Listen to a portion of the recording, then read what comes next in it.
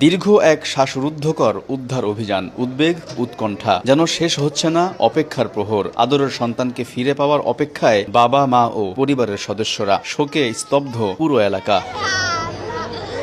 বুধবার দুপুর 1টার দিকে রাজশাহীর তানোরের কোয়েলহাট এলাকায় বাড়ির পাশে খেলছিল শিশু সাজ্জাদ। এক পর্যায়ে পড়ে যায় গভীর নলকূপের পাইপের ভেতর।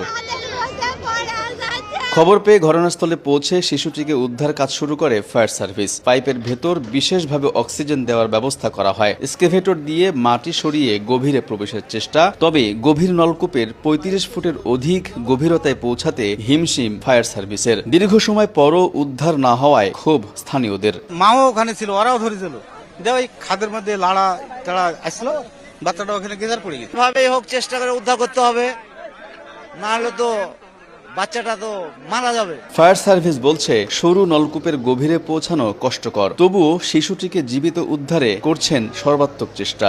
প্রায় 4-5 ঘন্টা কাজ করার পর এখন 25 ফিট পর্যন্ত খনন করেছে। আমি আশা করি আরো 15 ফিট অর্থাৎ প্রায় 40 ফিট গভীরে গেলে আমরা ভিকটিমের দেখা পাবো। শিশু সাজ্জাদ উদ্ধার হওয়া মাত্রই স্বাস্থ্য কমপ্লেক্সে নেওয়ার জন্য প্রস্তুত রয়েছে অ্যাম্বুলেন্স। মেডিকেল টিমও চলে এসেছে অ্যাম্বুলেন্স সহ, যেন বাচ্চাটাকে উদ্ধার করতে পারলে, বের করলে সাথে সাথে যেন তার যে প্রাথমিক চিকিৎসা প্রয়োজন আমরা যেন সেটা সাথে সাথে দিতে পারি। যদি এখানে কোনো আইনের বার্তায় যদি কেউ করে থেকে থাকে তাহলে তো অবশ্যই তার বিরুদ্ধে আইনানুগ ব্যবস্থা নিতে হবে। স্থানীয়রা জানান, সেচ কাজের জন্য বসানো হলেও গত 1 বছর ধরে পরিত্যক্ত ও ঝুঁকিপূর্ণ অবস্থায় পড়েছিল গভীর নলকূপের জায়গাটি।